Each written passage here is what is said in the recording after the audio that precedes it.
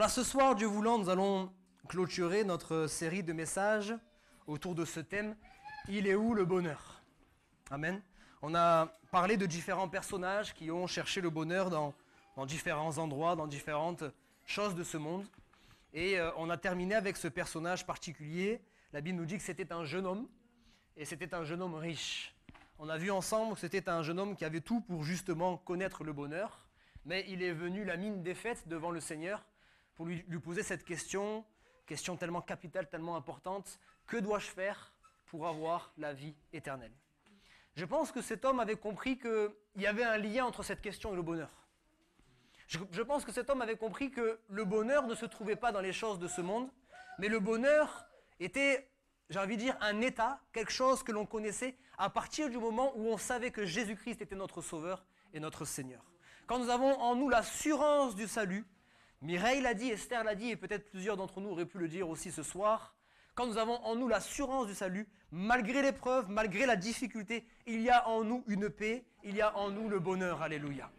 Alors cet homme va discuter, va échanger avec Jésus, Jésus va l'emmener petit à petit à prendre conscience de certaines choses.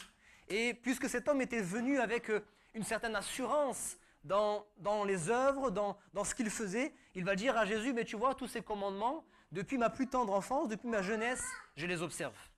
Depuis que je suis jeune, j'observe ces commandements. Et le Seigneur, c'est comme s'il lui disait, alors c'est pas écrit mon bon, mais alors c'est bon, tu as trouvé le bonheur? Ça y est, tu es satisfait, ça y est, tu es rassasié? Et c'est comme si ce jeune homme répondait, non Seigneur, malgré tout ça, malgré tout mon argent, je n'ai pas le bonheur.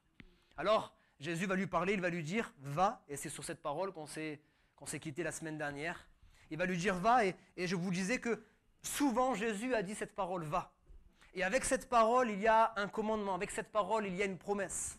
On a vu la semaine dernière qu'il avait dit à cette femme qui avait été prise en flagrant délit d'adultère, c'est-à-dire qu'elle avait eu des rapports avec un homme qui n'était pas son mari, il va lui dire, va et ne pêche plus. Va et ne pêche plus. Il y a plus qu'un commandement, il y a là aussi une promesse. D'abord, c'est vrai, un commandement, c'est-à-dire, je te pardonne. Tous ces hommes qui étaient là pour te lapider, tous ces religieux qui étaient là pour te juger et pour te condamner, je les ai renvoyés. Ils ont été convaincus par leur propre conscience, parce que Jésus avait dit cette parole, celui qui n'a jamais péché, qui lui jette la première pierre. Et la Bible nous dit que tous se sont retirés.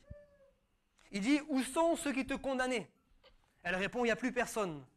Et il va lui dire justement, moi non plus je ne te condamne pas, va et ne pêche plus. Autrement dit, ce n'est pas parce que tu es pardonné que tu dois continuer ta vie de débauche. Ce n'est pas parce que tu as eu cette grâce d'être lavé, de prendre un nouveau départ, que tu dois continuer à excusez-moi l'expression, te vautrer dans la boue du péché. Va et maintenant change de vie, ne pêche plus. Mène une vie maintenant qui est agréable, mène une vie maintenant qui va dans ma volonté. Il y a ce commandement et puis il y a cette promesse. Peut-être plusieurs d'entre nous ont envie de dire ce soir, j'ai envie d'arrêter. J'ai envie de changer de vie, mais j'y arrive pas. J'ai essayé combien de fois d'arrêter de fumer la cigarette, j'ai essayé combien de fois d'arrêter de boire de l'alcool, j'ai essayé combien de fois d'arrêter de mentir, d'arrêter de voler, j'ai essayé combien de fois d'arrêter de faire ceci et de faire cela, mais à chaque fois, on le dit, un chasse naturel et le revient en galop. Seigneur, j'y arrive pas. Seigneur, j'y arrive pas. J'arrive pas à changer. Viens m'aider s'il te plaît. Et dans cette parole, il y a une parole libératrice, alléluia. Dans cette parole, il y a une parole libératrice. Il dit, va et ne pêche plus. Il nous donne la capacité de ne plus pécher. Alléluia. Va et ne pêche plus. À quelqu'un d'autre, à Pierre, il dira, va et jette l'hameçon en pleine mer. C'était un contexte assez particulier. On vient de demander à Jésus, est-ce qu'il faut payer l'impôt? On aurait préféré qu'ils disent non. Et aujourd'hui encore, certainement, on aurait préféré qu'ils disent non, c'est bon, les chrétiens, vous êtes exemptés d'impôts. Il y aurait plus de chrétiens, n'est-ce pas? Il y en aurait plein qui seraient je veux bien être chrétien moi aussi. Mais le Seigneur a dit non. Rends à César ce qui est à César, à Dieu ce qui est à Dieu. Cette pièce, à quelle effigie est-elle? C'est à César, donc maintenant, tu rends à César ce qui est à César et à Dieu ce qui est à Dieu. Et Pierre, là encore, on lit entre les lignes quand on connaît le contexte. Pierre, il lui dit, Seigneur, il n'y a pas de problème, je veux bien payer mon impôt, mais le problème, c'est qu'il y a quelque temps, tu m'as dit de tout quitter. J'étais en train de pêcher avec mon frère et mon père, j'étais en train de nettoyer mes filets, tout ça, c'était mon gagne-pain. Tu m'as dit, laisse tout ça, et suis-moi, je te ferai pêcheur d'hommes. Donc c'est ce que j'ai fait. Mais maintenant, j'ai plus de revenus. Je fais comment pour payer l'impôt? Ça nous arrive certaines fois d'avoir un pas de foi à faire comme ça, où on a l'impression on n'a pas les moyens. On ne peut pas faire.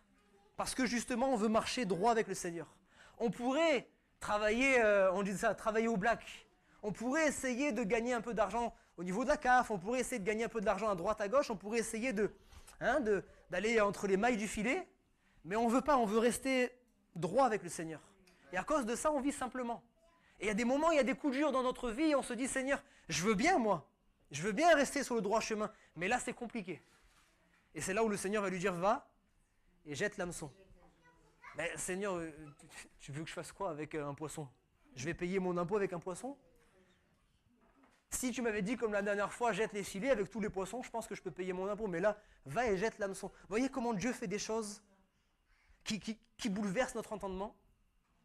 Seigneur, tu veux pas que je jette le filet plutôt? La dernière fois, j'ai eu une bonne expérience là. Tu m'as dit de jeter le filet, les filets, ils étaient tellement remplis qu'ils étaient en train de se déchirer. On fait la même chose que la dernière fois. Mais le Seigneur, il change. Il dit, j'ai fait comme ça hier, aujourd'hui, je fais différemment. Tu vas jeter juste un hameçon. Oui, mais avec un hameçon, je vais prendre qu'un poisson. T'inquiète pas, je m'occupe du reste. Et vous connaissez la suite. Alléluia. On va essayer de faire monter, c'est possible, soit avec toi ou avec une maman, si une maman est disponible. Voilà. Donc, il jette l'hameçon. Et dans la bouche du poisson, qu'est-ce qu'il y avait pour ceux qui connaissent les Écritures? Hein? Ah ouais, mais ça c'est quoi ça? Bon, c'est une pièce en fait. C'est une pièce. Effectivement, c'est le nom de la monnaie de l'époque. Il y avait une pièce qui permettait de payer l'impôt à ce moment-là. Dieu fait des choses qui bouleversent notre entendement. Dieu fait des choses qui bouleversent notre entendement. Il va dire à cet homme aussi, va, vends tous tes biens, distribue-les aux pauvres et suis-moi. Ce jeune homme-là qui est venu avec plein d'assurance, de toute façon la Bible nous le dit, il est reparti tout triste. Parce que cette parole-là, elle était pile poil là où ça faisait mal. Il était attaché à son argent. Seigneur, et certainement que je ne sais pas, moi, il a dû travailler dur pour avoir cet argent. J'ai travaillé dur et maintenant je vais prendre tout cet argent, je vais le distribuer aux pauvres et je vais vivre comment moi maintenant? Il y a des fois dans notre vie, Dieu nous demande de faire des sacrifices. Et oui. L'évangile, on n'est pas là pour vous prêcher un évangile à l'eau de rose, à vous dire que non, non, non, non, vous allez faire que recevoir, tout est beau, tout est rose, c'est merveilleux. Non, je l'ai dit, il y a des épreuves, il y a des difficultés, il y a des combats, et puis il y a des sacrifices. Dieu nous demande de nous séparer de certaines choses pour toujours nous donner plus, alléluia. Pas toujours plus comme nous on le voit, mais toujours plus comme lui, il sait ce qu'il y a de mieux pour nous, alléluia. Il dit à cet homme, va, vends tous tes biens, distribue-les aux pauvres, et suis-moi. Et suis-moi. Des fois, on doit abandonner certaines choses. Des fois, je donne des exemples comme cela, peut-être je parle à quelqu'un. Des fois, on doit abandonner un emploi. Parce que notre emploi, ce n'est pas juste un simple emploi. On est trop attaché à notre emploi. Notre emploi prend tout notre temps. C'est-à-dire que même quand on a fini là, on quitte le travail, on rentre à la maison, on pense travail. On dort travail, on se réveille travail. Et le travail, il prend tout notre temps. Il prend toute notre énergie, etc., etc. Le travail prend du temps sur notre vie spirituelle. Le travail prend trop de temps sur notre vie familiale. Et des fois, le Seigneur, pour remettre de l'équilibre dans notre vie spirituelle, dans notre vie familiale, il dit ce travail-là auquel tu es attaché, tu l'abandonnes. Et bien sûr, tu prends un autre travail, tu ne vas pas rester comme ça, mais tu vas changer de travail. Oui, mais c'est cet emploi auquel je suis attaché, Seigneur. Ben justement, c'est pour ça que je te demande de te séparer de cela. Des fois, Dieu nous demande de nous séparer de nos biens, de nous séparer de certaines passions. Je vous fais une confidence. J'étais passionné, mais alors passionné de boxe, avant de me convertir. La boxe, je dormais boxe, je vivais boxe, je respirais boxe, je mangeais boxe, je faisais tout boxe. Et dans ma vie, en tout cas personnellement, la boxe, c'était pas une chose mauvaise parce qu'au contraire, c'est ce qui m'avait permis vraiment de me canaliser. J'étais quelqu'un de violent, j'étais quelqu'un voilà, qui se battait souvent et depuis que je faisais cet art, ça me canalisait. Donc c'était pas une mauvaise chose. En soi, c'était pas une mauvaise chose. Mais Dieu un jour m'a dit, il faut que tu arrêtes ça. Et là pareil, je dis Seigneur, dis-moi tout ce que tu veux. Dis-moi tout ce que tu veux. Dis-moi d'arrêter les études par exemple. On est malin des fois. Hein. Ça j'arrête si tu veux. Hein. Mais la boxe non. La boxe, je suis trop attaché à ça. Il m'a dit justement, ça prend toute ton énergie. Ça prend toutes tes pensées. Ça prend tout ton temps. Et moi, je suis un Dieu jaloux. Je veux tes pensées. Je veux ton temps. Je veux ton énergie. Je veux ta force. Je veux tout ce que tu as. Je veux le meilleur de ce que tu as. Je veux pas le reste. Ce que tu me restes là quand tu rentres de l'entraînement, que tu es fatigué, ce que tu me laisses, ça je veux pas. Moi je veux la première place. Je veux le meilleur. Et j'ai dû arrêter. Ça a été difficile, bien aimé. Ça a été difficile et chacun a dû à un moment donné dans sa vie renoncer à quelque chose. Ça a été difficile, je ne l'ai pas fait. Il ne faut pas croire que je n'ai pas attendu un matin que je le fasse facilement. Je me suis levé un matin et j'ai pris la décision, je dis ça y est, maintenant je renonce. Et c'était difficile, c'était mes amis qui m'appelaient pour que je retourne à l'entraînement. Je faisais 5 entraînements par semaine, donc j'avais envie d'y aller tous les jours, etc., etc. Et puis je suis venu à Nice, j'ai déménagé. Et quand je suis venu à Nice, j'ai commencé un peu plus à venir à l'église. Et vous savez, il y a comme des signes dans la vie. Je ne pouvais pas aller à l'entraînement parce que les entraînements, pratiquement dans tous les clubs de Nice, c'était le mardi et le jeudi. Et moi, je faisais partie d'une église à Cimier où les réunions de semaine, c'était le mardi et le jeudi. Alors, malgré tout l'amour, et là, je vais dire quelque chose de très important, malgré tout l'amour que j'avais pour la boxe, c'était impossible pour moi de troquer la boxe contre les réunions. Et ça, c'est quelque chose que je déplore peut-être. Là, je parle à des convertis, je parle à des convaincus, puisque vous êtes là. Mais je trouve qu'on manque certaines fois de détermination. On troque la présence de Dieu contre tellement de choses qui sont tellement vaines. Moi, j'avais pris une ferme résolution. J'ai dit, depuis que Jésus est entré dans ma vie, c'est Jésus en premier. La réunion, c'est la réunion. Même si j'aime la boxe, je ne vais pas louper la réunion pour aller à la boxe. Sauf que vous savez, quand vous cherchez une chose, vous continuez à persévérer malgré le fait que Dieu vous dise non, à un moment donné, il vous laisse faire. Parce qu'il comprend que ça vous arrive des enfants têtus. Il y a des enfants têtus, vous pouvez leur dire non 50 fois. Il n'y a que le jour où vous lui dites oui, il va faire la chose, il se fait mal, et puis maintenant, au moins, il a compris. C'est vrai ou pas? Moi, j'étais un peu comme ça. Alors, puisque j'étais un peu comme ça, le Seigneur a fait pareil, il a dit, bon, vas-y. Et vous savez quoi? J'ai trouvé un club qui faisait les réunions le mercredi et le vendredi. Puisque je n'étais pas à l'Ariane, j'ai dit, c'est super de pouvoir aller le mercredi et le vendredi à la réunion, et le mardi et le jeudi à la boxe. Sauf que vous savez, quand Dieu veut vraiment que vous arrêtiez une chose, il va vous montrer, hein. Il ne va pas vous forcer. Mais il va vous montrer. Il s'est passé tellement de choses dans ma vie à ce moment-là. Tellement de choses dans cette période de ma vie que j'ai compris. Kevin, tu as le choix. Dieu ne te forcera jamais. Tu choisis soit la vie, soit la mort. Soit ses voies, soit tes voies. Et il y a un moment donné où il faut qu'on prenne une décision dans notre vie. Il y a un moment donné où il faut prendre une décision ferme. Dire, Seigneur, même si ça me coûte, même si c'est difficile, je veux suivre tes voies. Je ne sais pas où elles me mènent, tes voies. Je ne sais pas du tout où je vais aller. Les miennes, je sais plus ou moins. Alors que je ne contrôle pas toute ma vie, j'ai fait un itinéraire. Je sais que je vais d'abord faire ça, et puis après je vais faire ça, et puis après je vais faire ça. Mais toi, tu me demandes de marcher pas après pas. Tu me demandes de marcher par la foi. Et j'ai peur, Seigneur. Je ne sais pas où ça va m'amener. Mais je te fais confiance. Amen. Je te fais confiance parce que je sais que ce que tu as prévu pour moi, c'est le meilleur. Alléluia. Va, distribue et suis-moi. Et puis j'aimerais parler aussi des promesses qui vont avec cette parole. Il va dire à cette femme à la perte de sang dont j'ai beaucoup parlé, il va dire, va en paix, ta foi t'a guéri. Cette simple parole-là, c'est une parole que le Seigneur veut dire à chacun d'entre nous ce soir. Il dit, ce soir, rentre chez toi en paix. Va en paix. Va en paix, va avec l'assurance dans ton cœur que tu as été guéri de ta maladie. Alléluia. Va avec l'assurance de ton cœur que tu as été pardonné de tes nombreuses fautes. Alléluia. Va avec l'assurance dans ton cœur que tu as été sauvé et que tu es une nouvelle créature. Va en paix, ta foi t'a guéri. Il dira à un autre homme, va et qu'il te soit fait selon ta foi. Ce n'est pas la foi du pasteur. Ce n'est pas lorsque je vais prier si j'ai l'onction ou pas l'onction, si je fais des belles prières ou pas prières, si je crie ou si je parle doucement. Ça n'a rien à voir avec tout ça. C'est ta foi, bien-aimé. Si tu crois au fond de ton cœur, même si moi ce jour-là je ne suis pas dans mon assiette, même si l'église elle n'est pas dans son assiette, si tu crois, tu vas venir dans ce lieu, on va le chanter après. Je te dis que si tu crois, tu verras la gloire de Dieu. Amen. Si tu crois, tu verras la gloire de Dieu dans ta vie. Alléluia. Après avoir dit va, il va dire viens. Parce que le Seigneur, ce qu'il veut, c'est nous avoir avec lui. La Bible dit qu'il a appelé les 12, les apôtres. Il a appelé les 12 avec cette précision pour les avoir avec lui. C'est pas merveilleux ça? Il a appelé les 12 et sa première volonté, la première chose pour laquelle il les a appelés, c'est pas pour les envoyer. Il va les envoyer, amen. Il va finir par les envoyer. Mais il dit d'abord, il les a appelés pour les avoir avec lui. C'est tout ce que Dieu veut. Il veut d'abord qu'on soit avec lui. Ne nous précipitons pas à courir à droite, à gauche. Prenons du temps dans sa présence. Quand nous sommes dans sa présence, il nous parle. Il nous appelle. Il nous montre ce pourquoi il nous a créés. Il nous montre ce qu'il attend de nous. Il nous montre sa volonté, ses plans, ses projets. Il nous montre ses voies. Mais il faut rester dans sa présence. Amen. Et là, je parle aux nouveaux comme aux plus anciens. N'est-ce pas?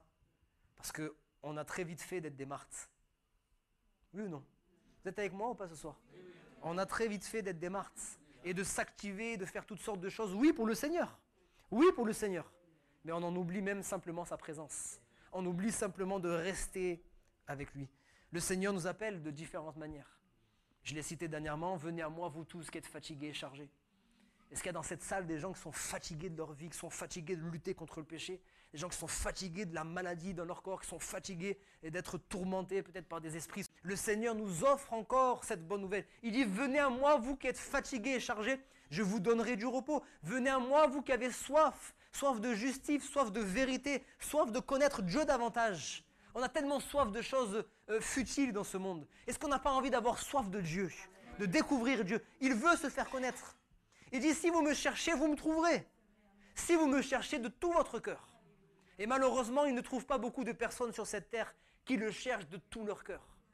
On ne peut pas chercher Dieu juste le vendredi soir pendant 1 heure. On chante des cantiques, comme je dis souvent, on tape des mains, on passe un bon moment, on cherche Dieu, et puis dès qu'on a quitté ce lieu, ça y est, on recommence notre vie. Non, non, non. Être avec Dieu, c'est tous les jours. Il dit, viens, viens, venez à moi, approchez-vous de moi. Il y a cet homme, Bartimée, il criait parce qu'il était aveugle. Il entend Jésus passer, il veut saisir sa chance lui aussi. On lui dit, tais-toi, toi, t'es le mendiant, toi, t'es l'aveugle, arrête de déranger Jésus. Il n'y a pas que ça à faire, Jésus. Hein.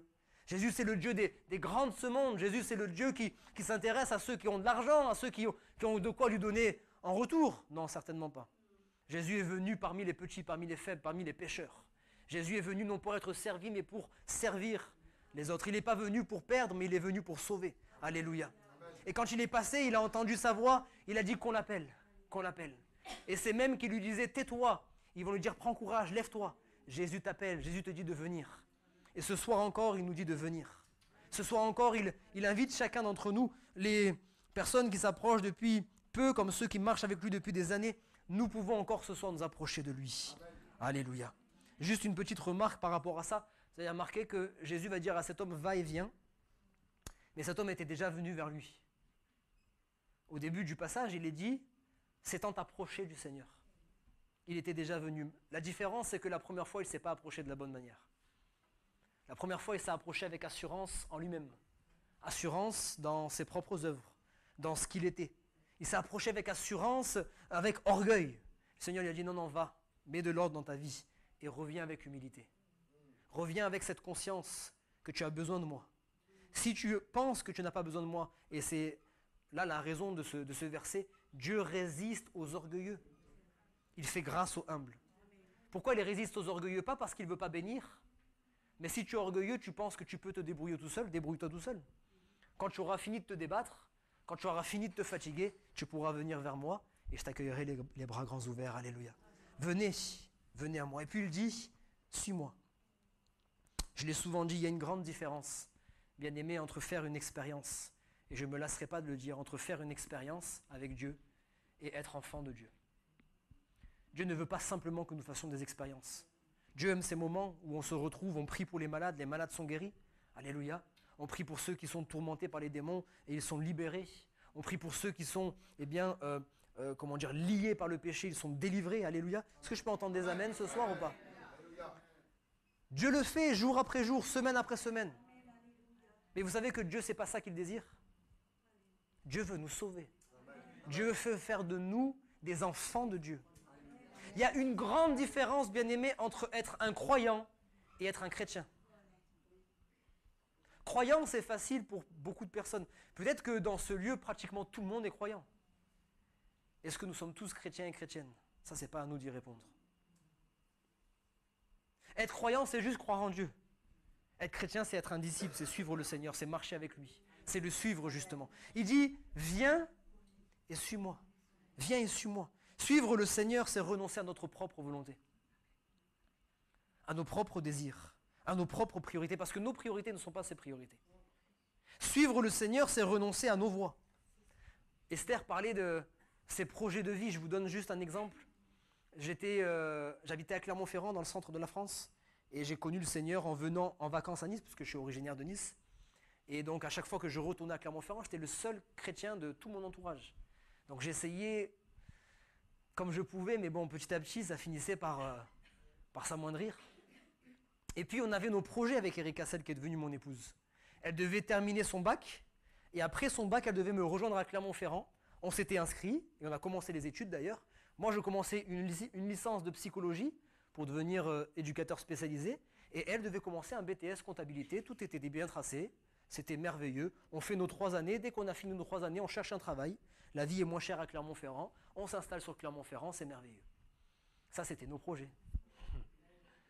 Mais ce n'étaient pas les projets de Dieu. Je bénis le Seigneur de ce qu'il nous a rendu, parce que c'est pas nous, il nous a rendus sensibles, à l'écoute de sa voix. Et vous savez, quand vous êtes à l'écoute de sa voix et que vous n'avez pas envie de forcer les choses, vous allez comprendre rapidement. Les portes, elles se sont fermées les unes après les autres. Les portes se sont fermées les unes. On n'était pas en paix. On avait nos études, on allait en cours tous les matins et tout ça, mais on n'était pas en paix. Ça ne fonctionnait pas, ça bloquait, ça bloquait. On sentait que ce n'était pas notre place, on ne pouvait pas l'expliquer. On n'a pas eu d'ange, on n'a pas eu de vision, ni quoi que ce soit, mais on sentait. Et puis un jour, on a dit, Seigneur, qu'est-ce que tu veux? Il a dû simplement retourner à Nice. Mais c'est bien gentil, retourner à Nice. On n'a pas d'appartement, on n'a pas de travail, on fait quoi? Retournez à Nice et vous verrez. Et puis on a tout quitté en l'espace d'une semaine, comme vous préparez vos vacances. Nous, on a préparé notre déménagement définitif. Des fois, on met 6 mois pour préparer des vacances. Nous, en une semaine, on a déménagé. Mais ce n'était pas un coup de tête. C'était une obéissance simplement à la voix du Seigneur. Et quand on est arrivé ici, sans rien du tout, Dieu a ouvert toutes les portes. Dieu a ouvert toutes les portes. Je donne un témoignage, peut-être c'est pour encourager quelqu'un. Il y a pas mal de choses par rapport au travail ce soir. Je pense que ça parle à quelqu'un ce soir. On était là et je me souviens parce que moi je vivais avec Erika, on s'est rencontrés avec Erika avant d'être chrétien. Elle était petite fille de chrétien, mais elle n'était pas encore engagée. Voilà pourquoi il faut prier pour nos enfants. Donc on a commencé à vivre ensemble. On a commencé à avoir des rapports, etc., etc. Et puis on s'est approchés, elle et moi. Et quand on s'est approchés, on s'est rendu compte que non, ça c'est pas possible, c'est pas ce que Dieu veut. Dieu n'aime pas ça, Dieu n'est pas d'accord avec ça. On a des rapports, on n'est pas mariés. Et on avait pris notre appartement ensemble, on avait tout fait ensemble. Ça y est, on vivait comme un couple, comme un mari et sa femme. Et le Seigneur a dit, stop, vous revenez en arrière. Elle est retournée chez ses parents, je suis resté seul dans le studio. Sauf que maintenant, il fallait que je paye tout seul le studio. Eh oui. Mais vous savez, quand vous voulez marcher droit avec Dieu, Dieu pourvoit aux besoins. On était là et je travaillais, seul Erika ne travaillait pas encore. Et je me souviens encore un jour, on était chez mes beaux-parents et Erika, elle se met à pleurer. On cherche un lieu tranquille, on n'a trouvé que la salle de bain, ça c'est pour vous dire qu'on peut prier partout. On s'est mis dans la salle de bain pour être simplement tranquille. Et elle pleure, elle dit, Kevin, il faut que Dieu ouvre une porte parce que j'ai pas de travail, financièrement on va pas réussir à s'en sortir, etc., etc. Je dis, bon, on va simplement prier. On se met à prier 5 minutes dans la salle de bain. Hein, le lieu n'importe pas. Hein. Et puis juste là, depuis 2-3 jours, un magasin s'était ouvert en bas de chez ses parents. Et je dis juste à Erika comme ça, on va aller là-bas. Je ne fais pas de publicité, de toute façon, ce ne sera pas sur Internet. C'était Monop. On va aller descendre à Monop. Ils avaient installé une petite banquette et tout ça. On prend une petite canette et puis on s'assoit là. On se change les idées. Tout simplement. Tout simplement après la prière. On descend, on rentre dans le magasin. Et vous savez quoi, on rentre dans le magasin, il y a le vigile qui est là, il ne nous connaît pas du tout. Il ne nous connaît pas du tout. Il se tourne vers Erika et dit, vous ne cherchez pas du travail? Je dis, mais il va pas bien lui ou quoi? Je dis, oui monsieur, pourquoi? Elle dit, vous allez voir le monsieur là-bas, là, qui est en cravate, vous déposez un CV et vous voyez ce que ça fait. Elle remonte tout de suite, elle prend son CV, elle le dépose, 2 jours après, il était employé. Amen. Alléluia. Dieu avait répondu. Notre Dieu pourvoit à tous nos besoins. Alléluia. Amen. On l'appelle Jéhovah Jireh, Dieu pourvoira. Alléluia. Le Dieu qui pourvoit. Parce que c'est à lui qu'appartient l'or et l'argent. Ce n'est pas au chef d'entreprise, ce n'est pas au chef d'État, ce n'est pas aux hommes de ce monde, c'est à lui qu'appartient. Même si tout le monde veut vous fermer le robinet, lui peut ouvrir un robinet plus grand encore. Alléluia. Parce qu'il est grand, il est tout puissant et il nous aime. Viens à moi et suis-moi. Je l'ai dit, le suivre, c'est renoncer. Renoncer à toutes sortes de choses. C'est suivre son exemple. C'est suivre son exemple, suivre ses paroles, suivre son comportement, son attitude, ses actes. Vous savez quoi? Suivre le Seigneur, et j'insiste encore ce soir, suivre le Seigneur, c'est une tâche à temps plein. Ce n'est pas un 10 heures par semaine, ce n'est pas un 24 heures ou même un 35 heures par semaine. C'est 24 heures sur 24, 7 jours sur 7. Le Seigneur ne nous a pas demandé de renoncer à quelques petites choses. Il ne nous a pas demandé de lui donner 50% de notre cœur ou même 80% de notre cœur. Il a dit, donne-moi tout. Renonce à toi-même, suis-moi. Il a dit, donne-moi tout. Le Seigneur est un Dieu jaloux. On l'accepte ou on ne l'accepte pas? Non, non, mais moi j'ai envie d'être libre. J'ai envie d'aller à droite, à gauche. J'ai envie de prendre un petit peu de toutes les religions, de faire ma propre religion. Fais ce que tu veux. Tu es libre dans ce lieu ce soir. Tu es venu librement. Tu peux repartir librement et faire ce que tu veux de ta vie. Mais le Seigneur, il te dit, il y a des conditions. Si tu veux marcher avec moi, c'est moi ton Dieu. C'est moi ton Dieu. Je veux que tu me suives. Je veux que tu suives mon exemple. Je veux que tu suives mes pas. Je veux que tu suives mes voies. Et quand tu fais cela, bien-aimé, c'est là où tu connais le vrai bonheur. Alléluia. C'est là qu'on connaît le vrai bonheur. Même dans la tempête, je l'ai dit. Même dans la tempête, nous connaissons le vrai bonheur. Suivre le Seigneur, c'est à temps plein. C'est tous les jours. On n'a pas le droit, bien-aimé, d'avoir deux vestes, d'avoir deux tenues, d'avoir une double vie. On vient ici, on sourit, et puis dès qu'on quitte ce lieu, à nouveau, on fait n'importe quoi. C'est pas possible. Même si personne ne nous voit. Le pasteur, il ne me voit pas, il ne me connaît pas trop, je fais ma vie dans mon coin, tranquillement. Oui, il n'y a pas de souci, moi je ne vous vois pas. Je ne suis pas là pour vous fliquer. Mais par contre, Dieu vous voit. Dieu voit vos actes, et Dieu voit même ce que vous cachez dans votre cœur. Dieu voit la pensée la plus secrète, le sentiment le plus secret qui est dans votre cœur. Il voit toutes choses, et vous aurez à rendre des comptes pour tout cela. Cet homme, il disait, mais vous savez, tout le mal que j'ai fait, c'est pas de ma faute, j'ai grandi dans une famille où on a toujours fait comme ça depuis des générations et des générations. J'ai dit, ça c'est très bien. Ça peut peut-être me convaincre à moi. Mais un jour, vous serez devant Dieu. Et devant Dieu, chacun rendra des comptes pour sa propre vie. Chacun rendra des comptes pour sa propre vie. On ne pourra pas dire oui, mais oui. Il n'y a pas de oui, mais devant Dieu. Il n'y a pas de oui, mais devant Dieu. Suivre le Seigneur, c'est temps plein. Suivre le Seigneur, c'est être sincère, être droit. Être sincère même quand ça va mal. Être sincère même quand on n'y arrive pas. N'essayons pas d'en mettre plein la vue à Dieu, excusez-moi l'expression. C'est quand on essaye de faire ça qu'on se trompe nous-mêmes et on finit par finalement faire n'importe quoi. Soyons sincères avec le Seigneur. Seigneur, je n'arrive pas. Je sais que ma vie là aujourd'hui, elle ne te plaît pas. Je sais que telle chose dans ma vie ne te plaît pas. Mais j'arrive pas à m'en débarrasser. S'il te plaît, aide-moi. Ne faisons pas semblant. On essaye de faire semblant, à continuer à aller à l'église, à continuer à faire comme si tout allait bien, alors qu'au fond de nous, ça ne va pas. Soyons sincères devant Dieu, mettons-nous à genoux devant lui et disons-lui, Seigneur, j'ai besoin de toi. Tu veux que je change et moi aussi je veux changer. Alors Seigneur, s'il te plaît, aide-moi, libère-moi, délivre-moi de toutes ces choses parce qu'il est capable de le faire. Alléluia. Amen. Et puis je termine, si vous le voulez bien. Il est dit, après avoir entendu ces paroles, cet homme va réfléchir. Ces paroles que nous venons d'entendre ce soir, ce n'est pas les paroles de Kevin Dietrich, ce n'est pas les paroles d'un homme, ce n'est pas les paroles d'un grand sage, c'est les paroles du Dieu vivant et vrai. Alléluia. Nous avons la parole de Dieu. C'est pas grave si je suis un peu plus long ce soir? Je me laisse conduire, ça va? Je donne souvent cet exemple, ce témoignage magnifique. En Chine, c'est encore difficile aujourd'hui, mais il y a eu des moments vraiment très difficiles, des moments de persécution. Et il y a l'histoire, une histoire qu'on a entendue de la bouche d'un pasteur, une histoire véridique. À un moment donné, en Chine, dans un village, dans une ville, il y avait une seule Bible. Une seule Bible, il fallait la cacher vraiment, parce que si on la trouvait, non seulement on la détruisait, et puis certainement qu'on allait torturer les personnes à qui on trouvait cette Bible. Et à un moment donné, le dernier à prendre cette Bible entre les mains, c'est un pasteur. Il va récupérer la Bible, parce que la Bible, puisqu'il n'y en avait qu'une, elle se passait de main en main, de famille en famille. Et il ouvre la Bible et il trouve la Bible abîmée, elle est vraiment presque en lambeaux. Et il est un peu choqué presque, il dit, mais attendez, vous n'avez qu'une seule Bible et vous n'en avez pas pris soin. Comment ça se fait que cette Bible, elle est dans cet état-là? Il dit deux choses, elle est passée tellement de main en main, on l'a tellement tournée. Les chrétiens là-bas en Chine ont recopié toute la Bible à la main. Vous imaginez l'amour pour la parole de Dieu? Combien ils avaient réalisé, eux, le privilège qu'ils avaient pendant peu de temps. Pendant peu de temps, ils avaient ce livre entre les mains. Et s'ils devaient passer des nuits entières à réécrire la Bible, ils l'ont fait. Et ensuite, pourquoi c'était abîmé? Parce qu'il y avait les larmes. À chaque fois qu'ils lisaient la Bible, ils pleuraient. Ils pleuraient parce qu'ils étaient touchés par l'action du Saint-Esprit. Et puis ils pleuraient de joie d'avoir entre leurs mains le privilège d'avoir la parole de Dieu vivante et vraie. Une parole libératrice. Une parole qui procure tellement de paix, de joie dans notre cœur lorsque nous prenons le temps de la lire, de la méditer. Une parole qui nous dirige, une parole qui donne une réponse à toutes nos questions. Je suis agacé, des fois même de ma propre vie.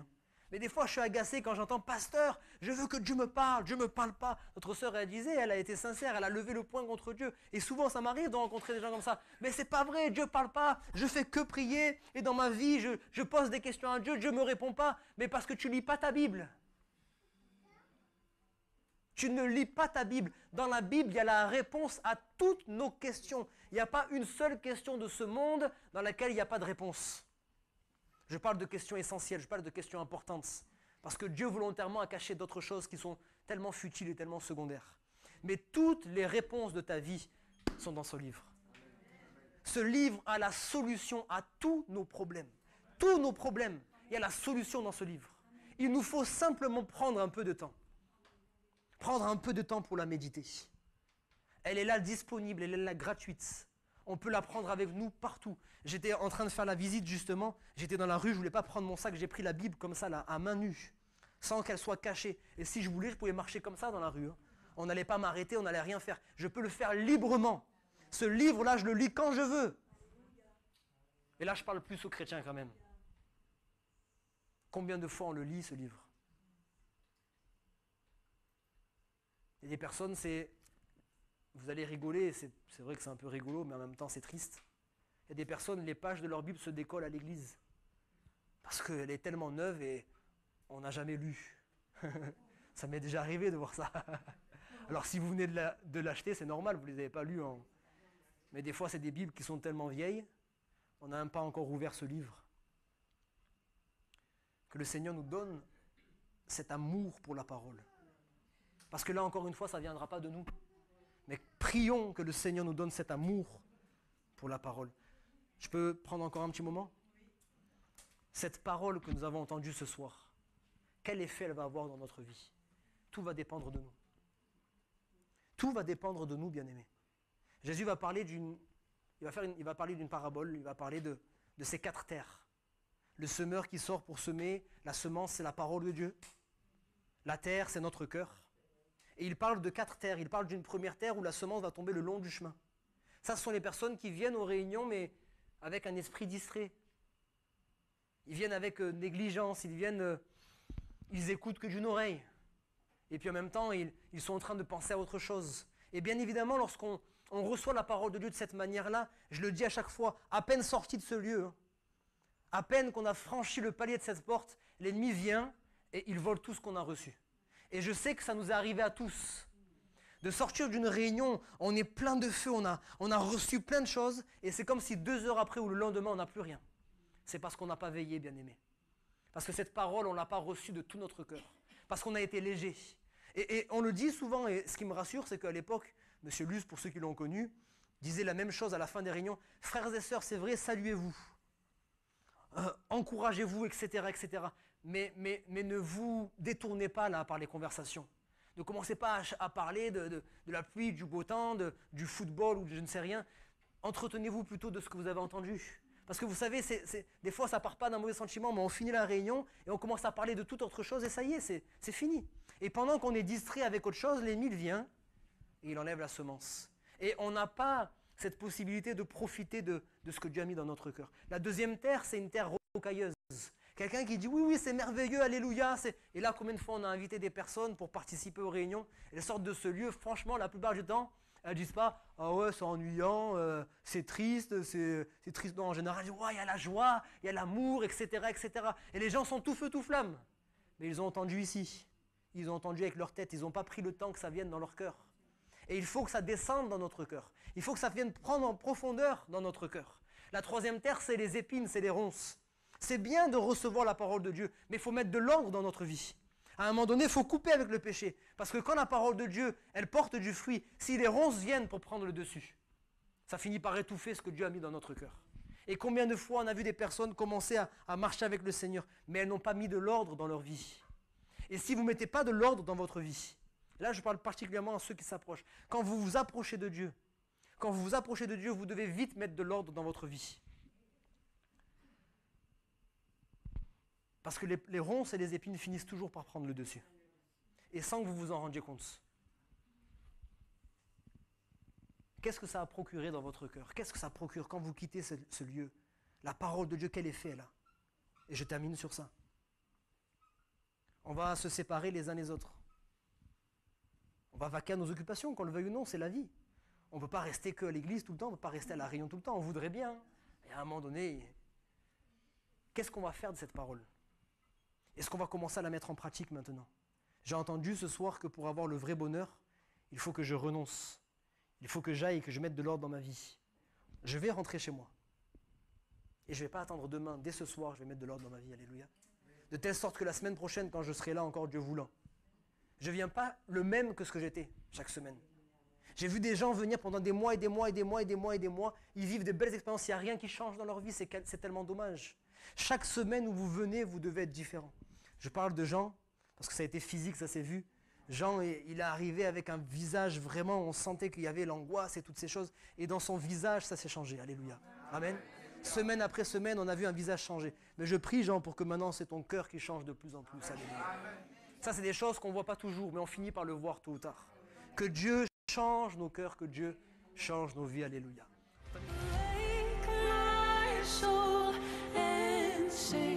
Sing his praise aloud. Sing his praise aloud.